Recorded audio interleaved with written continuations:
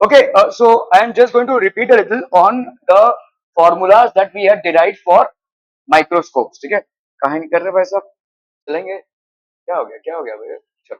Okay, सो microscope को समझने से पहले हमको ये समझना है कि नियर पॉइंट और फार पॉइंट में होता क्या है। ठीक है, so near point and far point, what is your near point? Near point basically is a point at which you can see a distinct see an object distinctively. Generally normal eye के लिए 25 centimetre है। आप किसी चीज को पास लाते जा रहे हैं, कितने पास तक आप उसको क्लियरली देख पा रहे हैं, उसके बाद आपका विजन ब्लर्ड हो जाए। ठीक है, it will B blurred, it will B non clear vision. ठीक है, सो ये आपका नियर पॉइंट होता है। फार पॉइंट आपकी इंफिनिटी होती है, किसी भी आई के लिए फार पॉइंट इंफिनिटी होती है। ठीक है, near point generally is 25 centimeter, it can be more or a little less depending upon the eye. Okay, okay, so certain things that we need to understand here people. What is visual angle? ठीक है, angle subtended by an object at the eye. ठीक है, तो समझो ये कोई object है, let's say this is an object that is A B, ये एक ऑब्जेक्ट है, ये हमारा आई है यार।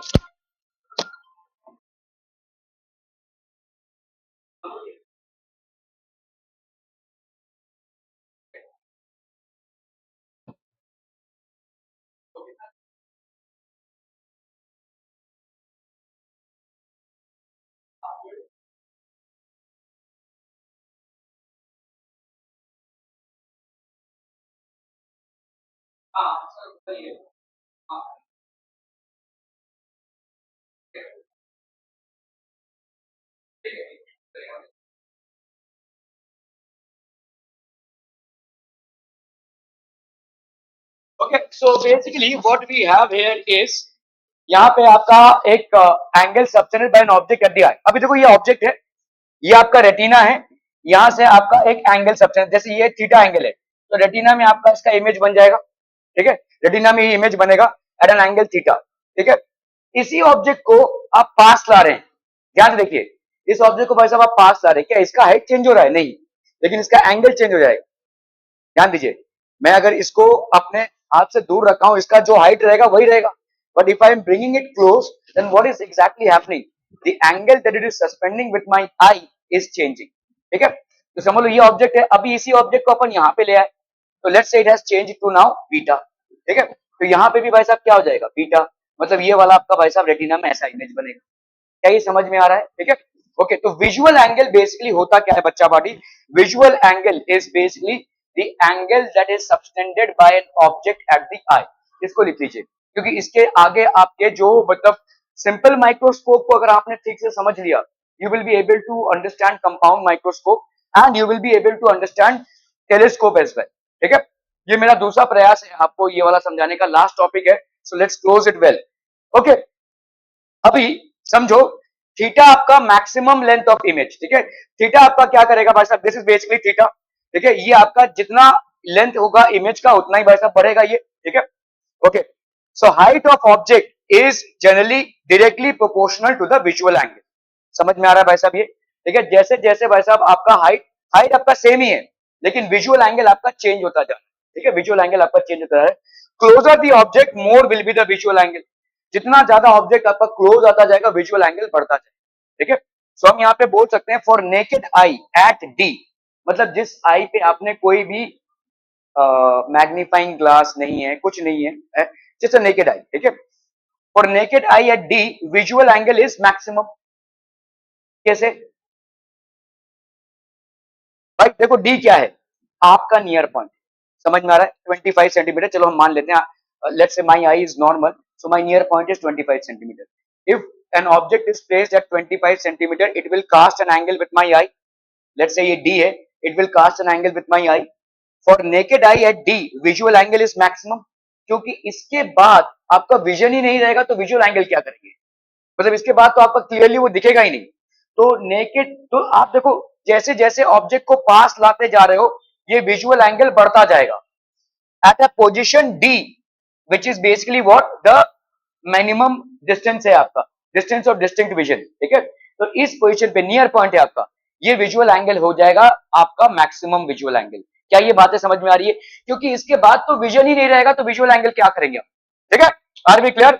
सो the purpose of microscope is to increase this visual angle. तो हम माइक्रोस्कोप को किसके लिए यूज करते हैं?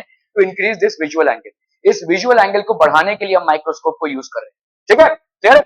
Okay. Magnification of microscope, magnification होता क्या है बोलो?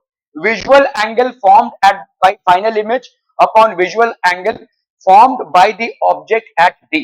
तो आपका देखो विजुअल एंगल जो फाइनल इमेज फॉर्म कर रहा है, ठीक है, और visual angle form by the object at D, इसको लिख लीजिए, बहुत इंपॉर्टेंट है। What is magnification?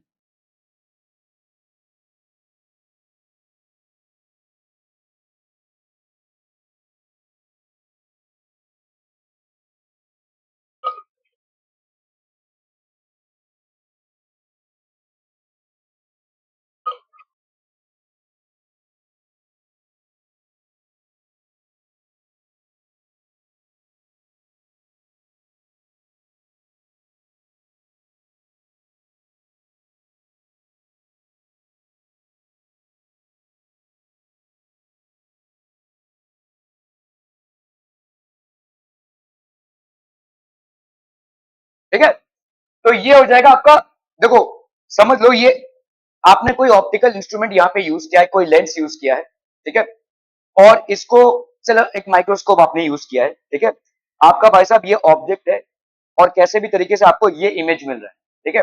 Now this is basically the eye, this is the eye, ठीक है। आपने ऑब्जेक्ट को किस डिस्टेंस पे रखा है?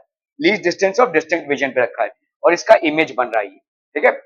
सो जब हम ऑब्जेक्ट को डिस्टेंस डीप, ये इंपॉर्टेंट है, बहुत इंपॉर्टेंट है, और हर एक डेरिवेशन में यही काम आएगा। ऑब्जेक्ट को हमने किस डिस्टेंस पे रखा है? Least distance of distinct vision. कोई भी ऑप्टिकल इंस्ट्रूमेंट जो हम यूज कर रहे हैं, उससे हमारा इमेज ये बढ़ के आ रहा है, ठीक है। सो इमेज क्या एंगल सबसेंड कर रहा है? बीटा। ऑब्जेक्ट क्या एंगल सबसेंड कर रहा है? अल्फा। ये beta by alpha, visual angle formed by the final image upon visual angle formed by the object at D, ठीक है, ये हो जाएगा आपका beta by alpha. This is called magnification. तो magnification is what? Visual angle formed by the final image and visual angle formed by the object which is placed at D. Beta by alpha समझ में आ रहा है? यही beta by alpha चलता रहेगा आगे। इस बीटा बाई अल्फा को अच्छे से समझ लीजिए।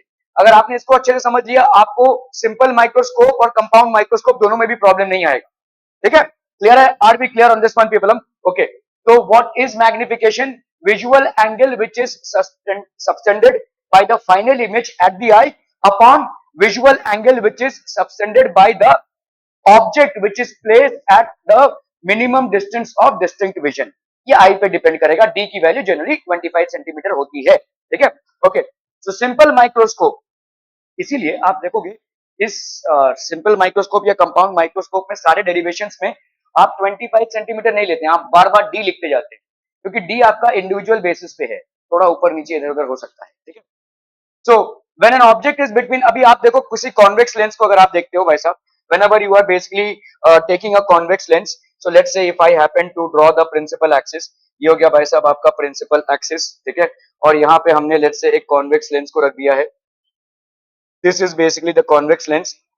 सो अ रे ऑफ, तो लेट्स से अगर हमने यहाँ पे ये इसका फोकस है और ये इसका 2R है, या सेंटर ऑफ कर्वेचर, जो भी आप बोलना चाहे, तो कभी अगर किसी ऑब्जेक्ट को आपने यहाँ पे रख दिया है between F and O, so what will happen, ठीक है, यहाँ से भाई साहब रे ऑफ लाइट जाएगा, the ray of light after refraction will pass through the other focus, ये अदर फोकस से जाएगा भाई साहब, and this ray of light which will pass through optical center will go undeviated। क्या ये समझ में आ रहा है भाई साहब? ठीक है, अभी इन्हीं को भाई साहब आप पीछे खींच दो, क्योंकि इन दोनों में तो डिस्टेंस बढ़ता ही रहेगा, ठीक है, so it's not going to basically reduce। so if I happen to extend this and if I happen to extend this, they will meet somewhere here, और ये हो जाएगा भाई साहब आपका इमेज, ठीक है। तो ये हो गया भाई साहब आपका इमेज, ठीक है, यही हो रहा है, देखो एनलार्ज वर्जन मिल रहा है आपको, ठीक है। So when an object is placed between F and O, F and O मतलब आपका focal focus and optical centre. तो अगर ऑब्जेक्ट को हमने किसके किसमें बीच में रखा है, फोकस और ऑप्टिकल सेंटर के बीच में रखा है, तो हमको क्या मिल रहा है? This is basically a virtual image which is form from virtual rays, ठीक है, वर्चुअल, इरेक्ट, ठीक है, एंड मैग्निफाइड। भाई साहब ये छोटा ऑब्जेक्ट है और ये छोटा बड़ा इमेज है, virtual, erect and magnified version is obtain, ठीक है। क्या ये समझ में आ रहा है? यही आपका सिंपल माइक्रोस्कोप, ठीक है। कॉन्वेक्स लेंस एक आपका सिंपल माइक्रोस्कोप ही है, सिर्फ आप ऑब्जेक्ट को कहां पे रख रहे हैं? Between F and O, so you will get a virtual erect and magnified version of the object as an image. क्या ये समझ में आ रहा है? Are B clear? और ये मैग्निफिकेशन बीटा बाई अल्फा समझ में आ रहा है? What is beta? Beta is the angle subtended by the final image at the I upon, और विजुअल एंगल बोल सकते हैं हम, visual angle form by the final image upon visual angle form by the object. Clear है भाई साहब? बहुत बढ़िया, ठीक है। ओके, सो अभी हम इसमें आते हैं। देखो समझ लो ये कॉन्वेक्स लेंस है, कॉन्वेक्स लेंस है, हमने ऑब्जेक्ट को कहां पे रखा है? Between O and F. तो आपका भाई साहब ऐसा इमेज आ रहा है, ठीक है। पैरेलल रे of light after refraction it passes through this parallel ray, sorry, a ray of light which passes through the optical center will go undeviated. Obviously there is no scope of these rays meeting, so they will meet somewhere behind the lens, ठीक है। और यहाँ पे आपका virtual image हो गया, ठीक है। अभी आपने देखो पढ़ रखा है कि भाई साहब आपका मैग्निफिकेशन क्या है? अल्फा बाई बीटा है, ठीक है, सॉरी बीटा बाई अल्फा है, ठीक है, बीटा बाई अल्फा है। जिस स्मॉल एंगल्स के लिए हम इसको क्या लिख सकते हैं? Tan beta by tan alpha. समझ में आ रहा है भाई साहब? ठीक है, ओके। सो लेट्स से आपका ऑब्जेक्ट यहाँ पे ए बी पे रखा हुआ है, इसका डिस्टेंस कितना है? यू ई। अब आप बोलेंगे यू ई ले लो ना भाई साहब, यू ई क्यों ले रहे हैं? लेट्स से हम ले रहे हैं इसको आई पीस, तो लेट्स से for the time being just let's make it you ई, ठीक है। तो ये यू ई डिस्टेंस हो गया, ये हाइट ऑफ इमेज हो गया, ये हाइट ऑफ ऑब्जेक्ट हो गया, ठीक है, क्लियर है? ओके, नाउ tan बीटा की वैल्यू भाई साहब क्या हो जाएगी? यहाँ पे tan beta, what is beta? Visual angle subtended by the final image at the eye, ठीक है, visual angle subtended by the final image, tan beta. Beta मतलब tan बीटा मतलब स्मॉल एंगल्स के लिए, तो ये क्या हो जाएगा भाई साहब? आपका ए डैश बी डैश अपॉन ये ओ बी डैश, जैसे ये आपका ओ है, ठीक है, ओ बी डैश हो गया ये, ठीक है, क्लियर है? ओके, तो आपका अल्फा क्या है भाई साहब? Visual angle form by the object kept at D. अभी ऑब्जेक्ट को हमने डी पे रखा, ठीक है, ऑब्जेक्ट को least distance of distinct vision पे रखा, तो ये भाई साहब हो जाएगा लेट्स से अल्फा। हमने एक ऑब्जेक्ट को रखा, तो ये माइक्रोस्कोप पे डिपेंड नहीं कर रहा है। देखो इस चीज को ध्यान से समझो, ठीक है, ये माइक्रोस्कोप है। देखो यहाँ पे अपन क्या लिख सकते हैं? tan बीटा को अपन H I by O B dash भी लिख सकते हैं, और क्या लिख सकते हैं? A B by O B भी लिख सकते हैं, दोनों भी लिख सकते हैं। ध्यान से देखो, इसको अपन A dash B dash by O B dash लिख सकते हैं, और क्या लिख सकते हैं? A B by O B, ऐसा भी तो लिख सकते हैं, ठीक है, दोनों भी लिख सकते हैं अपन, ठीक है, दोनों ट्रायंगल्स का बीटा पार्ट है। ओके, ए बी मतलब क्या हो जाएगा? हाइट ऑफ ऑब्जेक्ट, और ओ बी मतलब क्या हो जाएगा? यूई। ध्यान दीजिए इधर, ठीक है, ए बी मतलब हाइट ऑफ ऑब्जेक्ट, और यूई हो गया भाई साहब ऑब्जेक्ट का डिस्टेंस, ठीक है। नाउ अंडरस्टैंड, यहां पे आपको अभी माइक्रोस्कोप को भूल जाना है, और कॉन्वेक्स लेंस जो आप यूज करें इसको भूल जाइए। आपने अपने नियर पॉइंट के हिसाब से ऑब्जेक्ट को रखा, ठीक है, अपने नियर पॉइंट पे। तो मान लो ये आप डी है, ये जो एंगल सबटेंड कर रहा है ये हो जाएगा alpha. Alpha is what? The angle subtended by the object when it is kept at the distance of minimum distinct vision D, ठीक है, यही है ना भाई साहब? अल्फा तो यही था, visual angle form by an object kept at D, ठीक है। यहाँ पे माइक्रोस्कोप के कॉन्सेप्ट को भूल जाइए पूरा पूरा। तो यहाँ पे आपका आई है, ये ए बी है, which is having a height of H O, and this is suspending an angle of alpha when it is kept at a distance of d. Are we clear on this one people? हम ठीक है। So no use or reference to microscope, यहाँ पे microscope के साथ कोई लेना देना नहीं है, ये इंडिविजुअल अनएडेड आई है, ठीक है, जिसका आपका डिस्टेंस ऑफ डिस्टिंक्ट विजन है d, वहां पे आपने ऑब्जेक्ट को रखा है, तो ऑब्जेक्ट कितना एंगल सबटेंड कर रहा है वो हो गया अल्फा। आपका मैग्निफिकेशन क्या हो जाएगा? Magnification will be equal to beta by alpha, ठीक है, which will be basically equal to tan beta by tan alpha. अभी भाई साहब tan अल्फा की वैल्यू क्या हो जाएगी? ए बी बाई ये, ठीक है, तो tan अल्फा की वैल्यू हो जाएगी एच ओ बाई टी। समझ में आ रहा है? ओके, तो tan बीटा की वैल्यू कितनी हो गई भाई साहब? tan बीटा की वैल्यू हो गई यहाँ पे H O by U E, और tan ये था ना, tan बीटा की value H O by U E, और tan अल्फा की value H O by D. ये कैंसलम, ये डी बाई यू ई हो गया। समझ में आ रहा भाई साहब? ये तो मैग्निफिकेशन आपका कितना हो गया भाई साहब? D by U E. Magnification is D by U E. Are we understanding the concept of magnification? तो मैग्निफिकेशन होता है आपका बीटा बाई अल्फा। बीटा होता है क्या? The angle subtended by the final image, ठीक है, eight the I, and alpha is what? Angle subtended bye the object when it is at the eye, when the object is kept at a distance of distinct vision, d distance पे है, ठीक है। तो इसके हिसाब से आपका magnification कितना आ गया? d by ue, ठीक है। तो tan बीटा की वैल्यू बीटा, मैग्निफिकेशन की वैल्यू, अभी देखो यहाँ पे क्या हो जाएगा? मैग्निफिकेशन की वैल्यू हो गई d by ue, ये डी क्या है, डिस्टेंस ऑफ डिस्टिंक्ट विजन, और यूई क्या है, जो ऑब्जेक्ट का डिस्टेंस है। Are we clear on this one people? हम ठीक है। अभी आप बोल सकते हैं भाई साहब यहाँ पे आपका साइंस लगाएंगे, तो आप साइन लगा लो भाई साहब। यहाँ पे डी का साइन क्या हो जाएगा, डी भी लेफ्ट हैंड साइड में है तो माइनस डी होगा, और यू भी लेफ्ट हैंड साइड में है तो यूई भी माइनस होगा, दोनों भी माइनस माइनस करके डी बाई यूई ही आएगा। चाहे आप ऐसे ही लिख रहे हो या चाहे आप भाई साहब प्रॉपर कार्टेशियन सिस्टम फॉलो करके लिख रहे हो, your answer will be D by UE. यहाँ पे एक तकलीफ होगी, क्या कोई बता सकता है कि तकलीफ क्या होगी? जब आप किसी चीज को एकदम डिस्टेंट प्लेन पे रखते हैं तो आपके आई पे स्ट्रेन आता है, ठीक है। You will feel a strain on that, although you are able to see it clearly, but there will be a strain on your eye. So in order to have a relaxed eye view, जब आप भाई साहब देखो जिस चीज को ना आप मतलब दूर है उसमें उतना जोर देकर नहीं देखते हैं, जैसे पास की चीज होती है उसमें आपका स्ट्रेन ज्यादा लगता है ना। So the if a particular object is at a distance d, then you will feel the strain, इस strain को आप फील करेंगे। the moment the object moves to infinity you will not feel that strain, ठीक है, clear है। तो इसका मतलब ये वाले पोजीशन पे आप भले ही मैग्निफिकेशन आप देख पा रहे हैं ऑब्जेक्ट का, but the problem is that it will create a strain. आप आगे चलकर देखोगे कि आपके सवाल बनते हैं रिलैक्स्ड आई पे या स्ट्रेन्ड आई पे, ठीक है। तो स्ट्रेन्ड आई मतलब जब आपका ये वाला हो रहा है मैग्निफिकेशन डी बाई यू, ठीक है, और रिलैक्स टाइम मतलब जब आपका इंफिनिटी पे इमेज बन रहा है। इंफिनिटी पे इमेज कब बनता है, जब आप भाई साहब इसको कहां पे रख दो, फोकस पे रख दो। अगर फोकस पे रख दो तो इंफिनिटी पे इमेज बन जाएगा, याद कीजिए भाई साहब, ठीक है। अगर समझ लो कोई आपका कॉन्वेक्स लेंस है, this is basically a convex lens, this is a convex lens, और इसके फोकस पे आपने ऑब्जेक्ट को रखा हुआ है, ठीक है। इसके फोकस पे भाई साहब अगर आपने ऑब्जेक्ट को रखा हुआ है, a ray of light parallel, this will pass through the focus, a ray of light passing through the optical center will be parallel, दोनों ये पैरेलल रेज हो जाएंगे। तो यहाँ पे आपको भाई साहब जो इमेज मिलेगा that will be highly magnified, और ये भाई साहब इंफिनिटी पे, ठीक है, इंफिनिटी पे हो जाएगी। ओके, चलिए, तो अभी ये वाला इमेज को देखने में आपको भाई साहब स्ट्रेन नहीं आएगा आई पे, ठीक है। Okay, so now case one magnification भाई साहब आपका क्या होता है, case one magnification m is equal to beta by alpha, beta is the angle subtended by the final image at the eye, alpha is the angle subtended when the object is kept at the position of d, ठीक है। when final image is formed at d, अगर final image आपका d पे form हो रहा है कोई बात नहीं भाई साहब, u की वैल्यू कितनी हो गई माइनस यूई, v की वैल्यू कितनी हो जाएगी माइनस डी, फाइनल इमेज अगर आपका डी पे बन रहा है, ठीक है। Applying lens formula, lens formula apply करेंगे, 1 by F is equal to 1 by V minus 1 by U.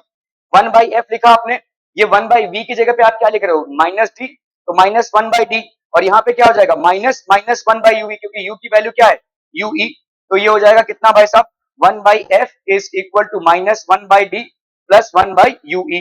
तो 1 बाई यूई को आप क्या लिख सकते हो भाई साहब 1 by F plus 1 by D, चलिए समझ में आ रहा है भाई साहब ये, ठीक है, 1 by F plus 1 by D. Okay, अभी आपका मैग्निफिकेशन क्या हो जाएगा, मैग्निफिकेशन डी बाई यूवी होता है, ये हम प्रूव कर चुके हैं, ठीक है। तो मतलब डी इंटू 1 बाई यूवी, और 1 बाई यूवी की वैल्यू कितनी आई है 1 by F plus 1 by D, इस वैल्यू को डाल दो भाई साहब, D into 1 by F plus 1 by D, क्या ये समझ में आ रहा है, डी इंटू 1 बाई यूवी हो गया ना, डी बाई यूवी लिखो या डी इंटू 1 बाई यूवी लिखो, it's one and the same thing, और 1 बाई यूवी की वैल्यू क्या आई है 1 by F plus 1 by D, ठीक है। तो D into 1 by F plus 1 by D, अभी इसको अपन क्या कर सकते हैं, डी अगर मैंने जबरदस्ती का यहां से डी को कॉमन निकाला, मुझे बताओ यहाँ पे क्या होना चाहिए, डी बाई एफ होना चाहिए, तभी टू कट के 1 बाई एफ आ जाएगा, और यहाँ पे क्या होना चाहिए 1, है कि नहीं, डी बाई डी से अगर डी बाई एफ प्लस 1 होगा ना,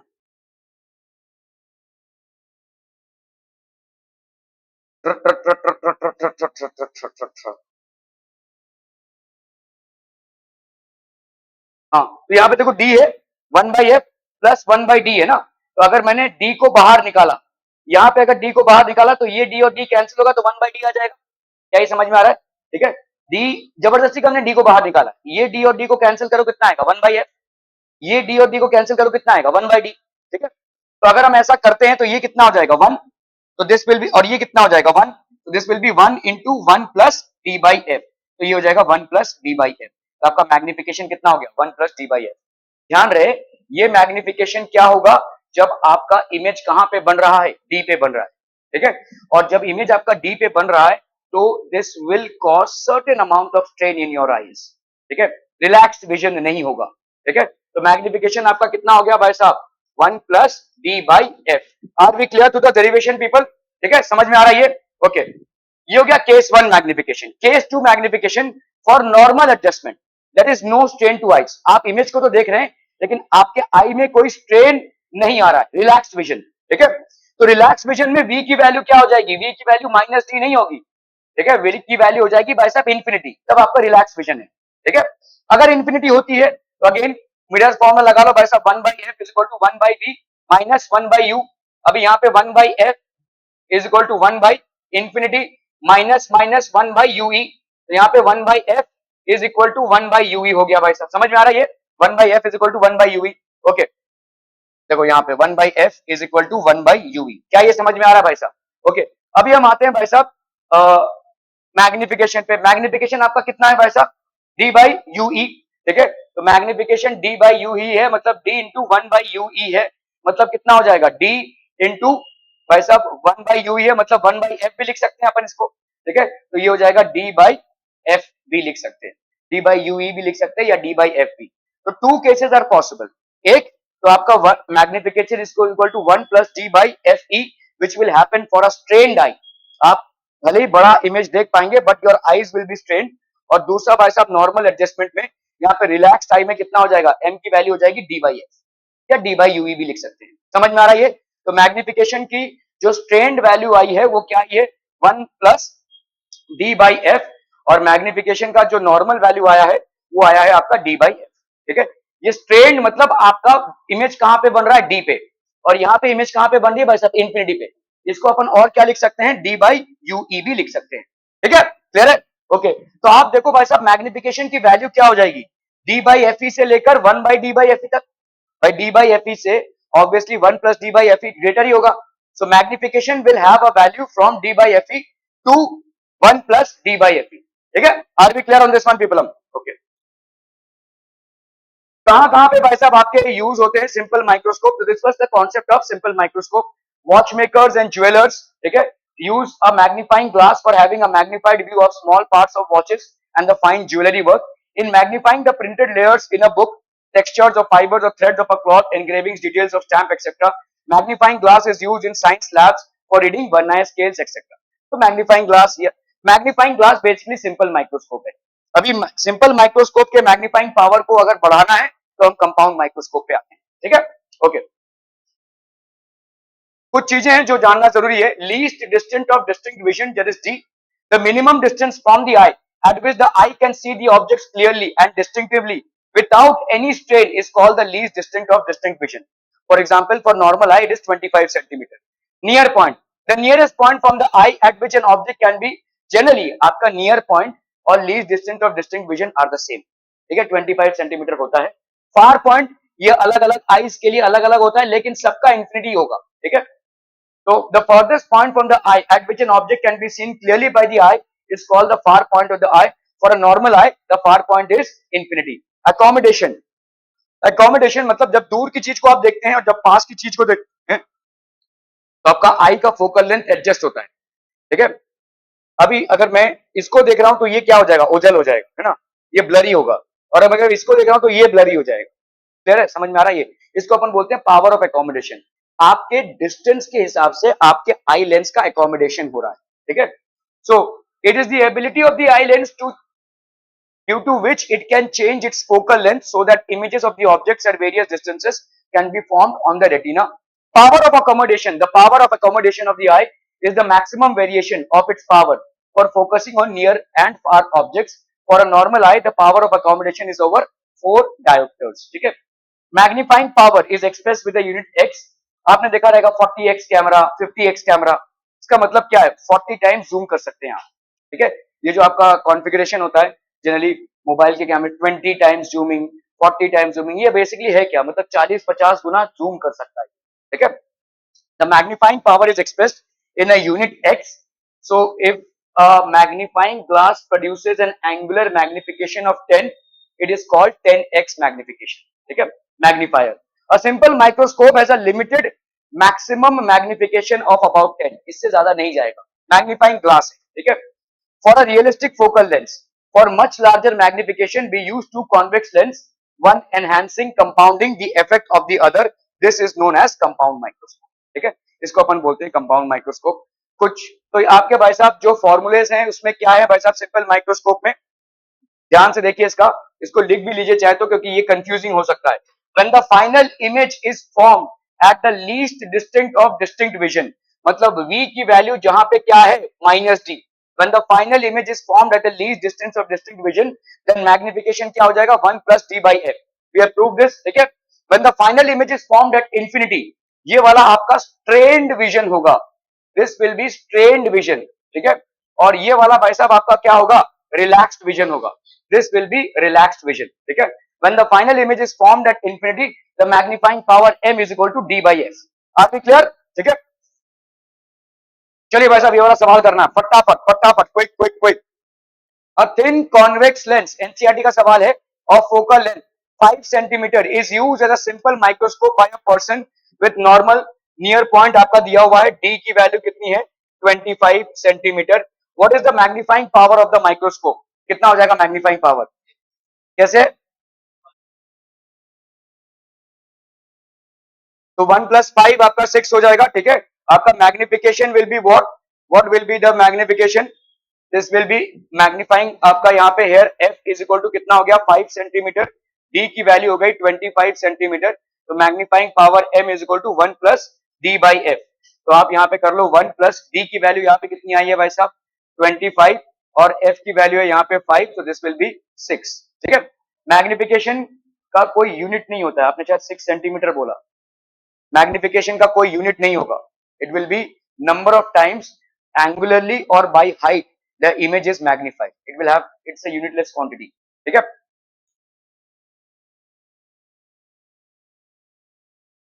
चलिए भाई साहब इसको करना है, a simple microscope is a combination of lenses in contact, एक का पावर है भाई साहब 15D, दूसरे का पावर है 5D। Calculate the magnifying power of the microscope if the final image is form at 25 centimetre from the eye. चलिए फटाफट करना है भाई साहब इसको, क्विक क्विक।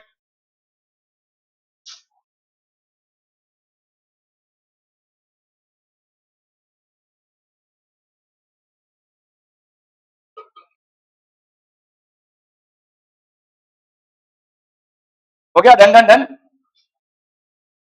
क्या 6 कैसे आया, तो पावर कितना हो जाएगा P1 plus P2 that is 15 plus 5, तो ये हो गया आपका 20, ठीक है। तो ये हो गया 20 डायोप्टर, डायोप्टर होता है मीटर में, तो आपका फोकल लेंथ क्या होता है 1 बाई पावर, या पावर को हम 1 बाई एफ लिखते हैं, ठीक है। तो 1 बाई पावर मतलब 1 बाई 20, और पर मीटर है, डायोप्टर मतलब होता है पर मीटर, उसका मतलब है 20 पर मीटर, तो ये भाई साहब मीटर ऊपर चला जाएगा 1 बाई 20, तो 1 बाई 20 मतलब हो गया आपका कितना 0.05 मीटर, सो इसको अपन 5 सेंटीमीटर लिख सकते हैं, ठीक है। This can be written as 5 centimetre. तो आपका फोकल लेंथ कितना हो गया भाई साहब 5 सेंटीमीटर का। क्या जब भी आप दो लेंसेज को कंबाइन करते हैं तो उनके पावर्स एड अप हो जाते हैं, और फोकल तो मतलब आपका पावर टोटल कितना आ गया 20 डायोप्टर, 20 डायोप्टर मींस 20 पर मीटर, तो फोकल लेंथ होता है 1 बाई पावर, या पावर होता है 1 बाई फोकल लेंथ, तो focal length accordingly will be 0.05 metre और 5 centimetre. Calculate the magnifying power, तो मैग्नीफाइंग पावर आप कैलकुलेट कर लीजिए वैसा 1 प्लस डी बाई एफ, तो 1 प्लस डी बाई एफ मतलब 1 plus 25 upon 5, so that will be 1 plus 5, so that will be 6, ठीक है। Magnifying power will be 6, clear है भाई साहब, are we clear on this one, magnifying power is 6।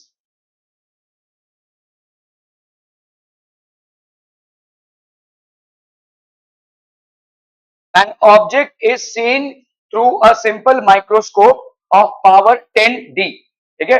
Where should the object be placed so as to produce maximum angular magnification? The least distance for distinct vision is 25। चलिए फटाफट करना है, आपको basically क्या निकालना है यहाँ पे u की वैल्यू निकालनी है ना। An object is seen through a simple microscope of power 10D, तो आपका भाई साहब पावर यहाँ पे कितना है, power is equal to 10 dioptre, that is 10 per metre, तो फोकल लेंथ कितना हो जाएगा बोलो 1 by power that is 1 by 10 metre, that is 0.1 metre और 10 सेंटीमीटर। क्या ये समझ में आ रहा है? Where should an object be place so as to provide maximum angular magnification, तो कहां पे एक ऑब्जेक्ट को हम प्लेस करें ताकि मैक्सिमम एंगुलर मैग्निफिकेशन हो। ओके, मैक्सिमम एंगुलर मैग्निफिकेशन के टाइम पे क्या हो जाएगा, बोलिए, what will be the max distinct vision, तो आपको दिया हुआ है D is equal to 25 centimetre है। मैक्सिमम एंगुलर मैग्निफिकेशन कब होगा? अरे बोला हो भाई साहब। हाँ, इमेज नियर पॉइंट पे हो जाए मतलब, अरे तो इसका मतलब क्या हुआ, v की वैल्यू क्या हो जाए? -25, है ना? ठीक है, तो v की वैल्यू -25 सेंटीमीटर। f की वैल्यू आप निकाल चुके हैं क्योंकि ये कॉन्वेक्स लेंस है, सिंपल माइक्रोस्कोप है। सिंपल माइक्रोस्कोप में जो हम लेंस यूज करते हैं वो कॉन्वेक्स होता है, और क्योंकि ये कॉन्वेक्स है तो पावर आपका भाई साहब यहाँ फोकल लेंथ आपका पॉजिटिव हो जाएगा, तो आपका फोकल लेंथ यहाँ पे पॉजिटिव 10 सेंटीमीटर होगा। अभी आप भाई साहब लेंस फॉर्मूला लगा लो, ठीक है, बाई लेंस फॉर्मूला आपको यहाँ पे u की वैल्यू कैलकुलेट करनी है, ठीक है, by lens formula. Sahil, lens formula is 1 by, very good, 1 by V minus 1 by U. तो यहाँ पे 1 बाई वी की वैल्यू हो गई -1/25, ये हो गया भाई साहब 1/10 -1/u, ठीक है। 1/u को अगर हम इधर लेकर आते हैं, 1/u will be equal to -1/25 -1/10, that will be how much, ये हो गया आपका भाई साहब 25 50, है ना, 50 25 टू जा तो ये हो गया -2, और ये 10 5 जा तो ये हो गया -5, ठीक है। सो 1/u इज इक्वल टू -7/50, तो भाई साहब u की वैल्यू कितनी हो गई? 50/7, 50/7, सो दैट विल बी 7 7 जा 40, माइनस में 7 7 जा 49, 1 जा 7, तो u की वैल्यू हो गई 7.1 सेंटीमीटर। क्या ये समझ में आ रहा है भाई साहब? Are we clear on this one? ठीक है, तो where is the object place? The object is placed at distance of 7.1, 7 -1 7.1 centimetre, ठीक है, क्लियर है? Okay okay okay.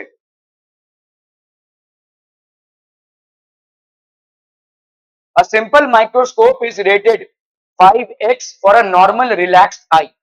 ध्यान दीजिएगा, नॉर्मल रिलैक्स आई के लिए ये कितना दिखा रहा है? 5x। 5x मतलब x है आपका मैग्नीफाइंग पावर, ठीक है। What will be its magnifying power for a relax far sighted eye whose near point is 40?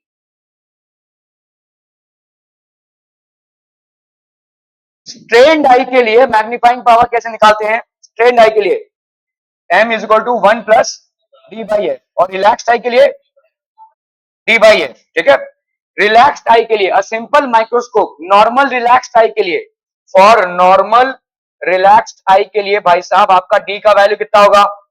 Bhagyashree कितना होगा डी का वैल्यू? क्या ना,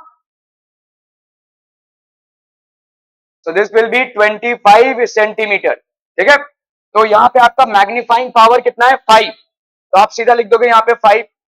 डी की वैल्यू कितनी हो गई भाई साहब? 25, और ये हो गया भाई साहब आपका एफ, इसमें से आपका एफ निकल आएगा 25/5, दैट इज 5 सेंटीमीटर। क्या ये समझ में आ रहा है भाई साहब? एफ की वैल्यू आ गई, okay. What will be the magnifying power for a relax far sighted eye? अभी आपका डी का वैल्यू चेंज हो रहा है, ठीक है, लेकिन रिलैक्स फार साइटेड आई है तो मतलब आप ये वाला फॉर्मूला यूज करेंगे, ठीक है। सो इसमें एम की वैल्यू क्या हो जाएगी? D by F. डी की वैल्यू यहाँ पे कितनी है? 40/5, बाहर है कि अंदर है? ओके, ये 8 हो गया, ठीक है। तो मैग्नीफाइंग पावर आपका क्या हो जाएगा? 8 टाइम्स, ऐसे लिखेंगे आप, जैसे वहां पे लिखा है 5 टाइम्स, तो ये आपका 8 टाइम्स हो जाएगा। क्लियर है? Are we clear on this one people?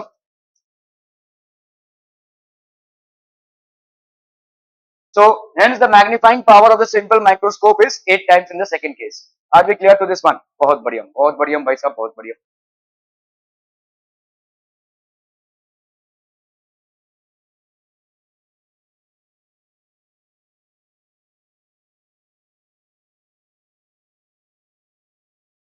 चलिए भाई साहब, एनसीईआरटी का सवाल है, a man with normal near point 25 centimetre reads a book with small print using a magnifying glass, a thin convex lens of focal length 5 centimetre, ठीक है। तो भाई साहब यहाँ पे आपका फोकल लेंथ दिया हुआ है कितना? 5 सेंटीमीटर, और डी की वैल्यू कितनी दी हुई है? कितनी हो जाएगी? -25, है कि नहीं? -25 centimetre, okay. What is the closest and the farthest distance at which he can read the book when viewing through the magnifying glass? Closest or the farthest distance, मतलब आपको यहाँ पे ऑब्जेक्ट डिस्टेंस को निकालना है, क्लोजेस्ट और farthest. भाई ये बुक है, ये मैग्नीफाइंग ग्लास है, कितनी दूरी तक वो उस मैग्नीफाइंग ग्लास को यूज करते हुए और कितने पास तक वो मैग्नीफाइंग ग्लास को यूज करते हुए कंफर्टेबली उस बुक को रीड कर सकता है। आपको क्या निकालना है, ये मैग्नीफाइंग ग्लास और ये बुक, इनके बीच का डिस्टेंस निकालना है, मतलब आपको ऑब्जेक्ट डिस्टेंस निकालना है। Understand what you have to find out, you have to find out the object distance. Okay, तो अगर आपको ऑब्जेक्ट डिस्टेंस निकालना है, आप लेंस फॉर्मूला यूज कर सकते हैं 1 बाई। लेंस फॉर्मूला के लिए अभी इमेज डिस्टेंस क्या होगा, फोकल लेंथ तो आपने निकाल लिया, इमेज डिस्टेंस क्या होगा, तो आप बोलो भाई साहब फारदेस्ट, यहां पे पहले क्या है, चलिए फारदेस्ट इमेज डिस्टेंस क्या होगा, क्या नाम है अनुष्का, फारदेस्ट इमेज डिस्टेंस क्या होगा, इंफिनिटी। ओके, सो v की वैल्यू क्या हो जाएगी भाई साहब, इंफिनिटी। क्लियर है, समझ में आ रहा है, इससे ज्यादा दूर तो कुछ जा नहीं सकता।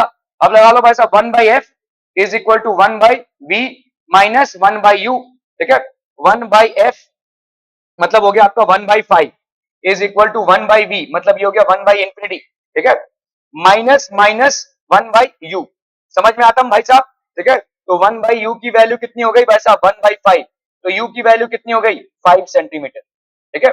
ये हो गया फारदेस्ट इमेज के लिए ऑब्जेक्ट डिस्टेंस, फारदेस्ट इमेज के लिए ऑब्जेक्ट डिस्टेंस। और नियरेस्ट शर्मा जी क्या होगा, क्या 25 होगा,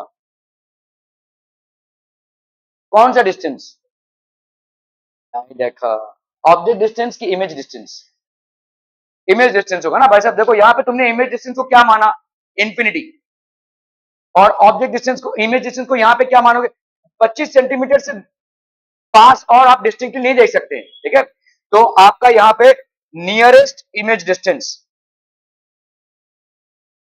नियरेस्ट इमेज डिस्टेंस यहां पे भाई साहब क्या हो जाएगा, नियरेस्ट इमेज डिस्टेंस v की वैल्यू क्या हो जाएगी, -25 सेंटीमीटर, ठीक है। तो 1/f is equal to 1/v minus 1/u, वही आप लिखेंगे भाई साहब 1/5 is equal to 1/v, 1/v यहाँ पे भी क्या हो जाएगा भाई साहब, 1/v हो जाएगा माइनस माइनस 25, और ये हो गया आपका -1/u। समझ में आ रहा है ये, यहाँ पे u की वैल्यू एक्चुअली में हमको मालूम नहीं ना, प्लस माइनस, तो माइनस ही रखे तो ज्यादा अच्छा है, क्योंकि अगर ऐसा रहेगा तो आपका -5 आ जाएगा ये, ठीक है। यहाँ पे भी वैसा ही करना है, -1/25 माइनस 1/u, तो ये हो गया आपका कितना, 1/5 plus 1/25 is equal to -1/u, तो ये हो गया आपका 25, 5 5 से 25 और 6/25 इज इक्वल टू -1/u। तो देयरफॉर u की वैल्यू क्या हो जाएगी, -25/6, दैट्स बेसिकली u की वैल्यू 6 4 जा 24, 6 1 जा 6, है ना, u की वैल्यू इतनी हो गई। क्या है, समझ में आ रहा भाई साहब, ठीक है, क्लियर। सो अगर आपको भाई साहब फारदेस्ट इमेज डिस्टेंस के लिए आपको ऑब्जेक्ट डिस्टेंस कितना रखना है, -5, और नियरेस्ट इमेज डिस्टेंस के लिए आपको ऑब्जेक्ट डिस्टेंस कितना रखना है, 4.1, क्यों, दिस इज बेसिकली 4.1, ठीक है, क्लियर है।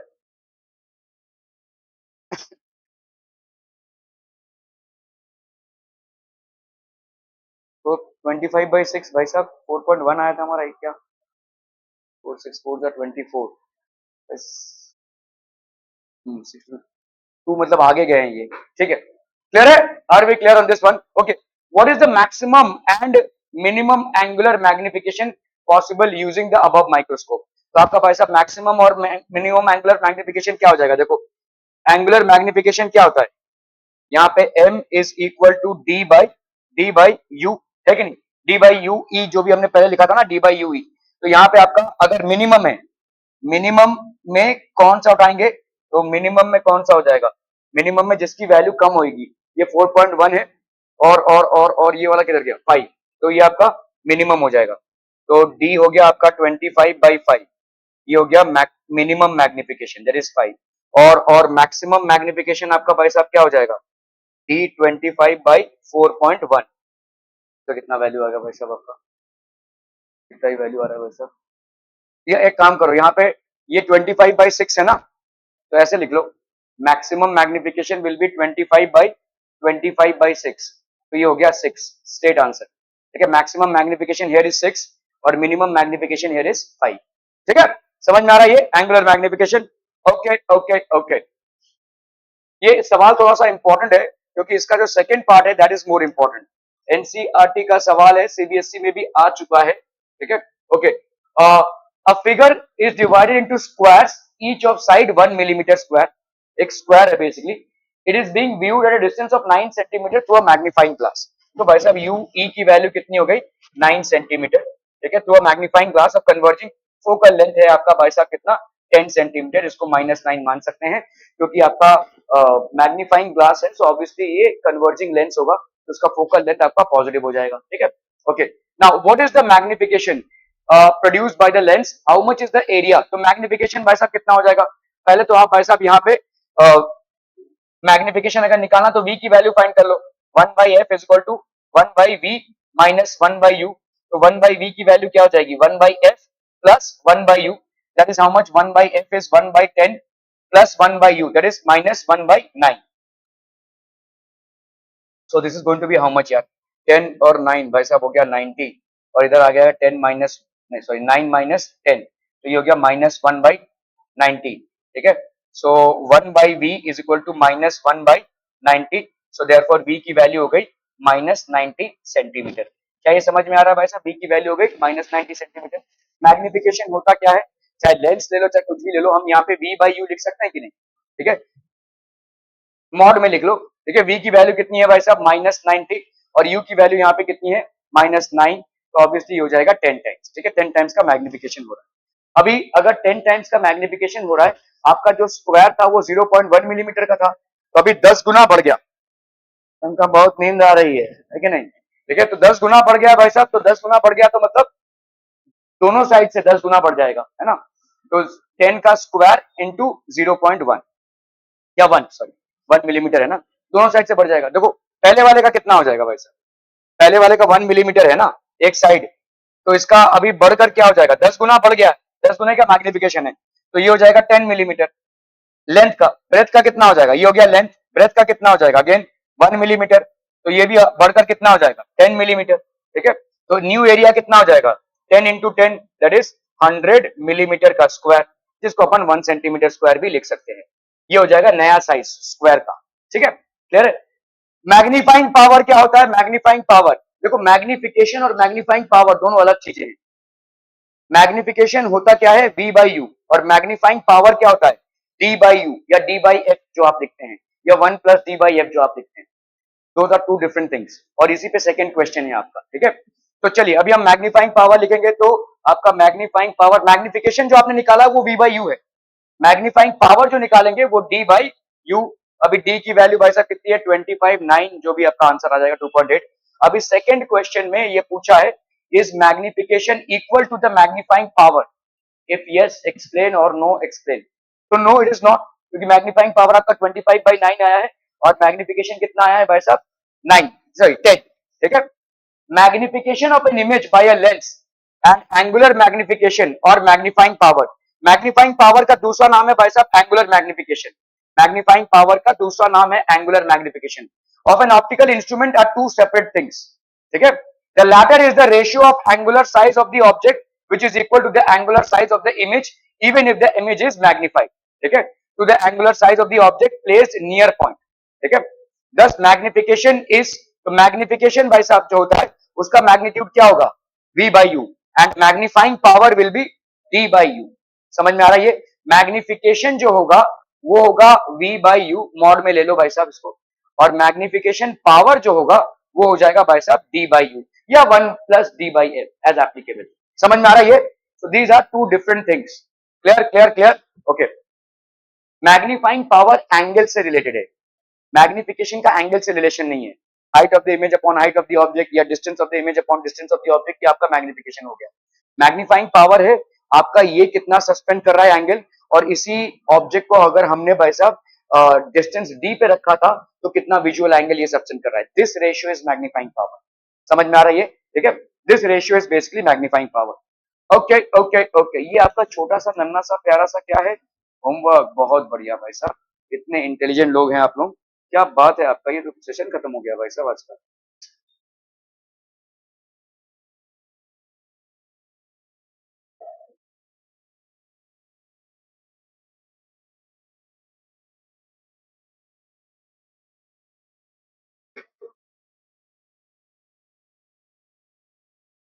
अरे यार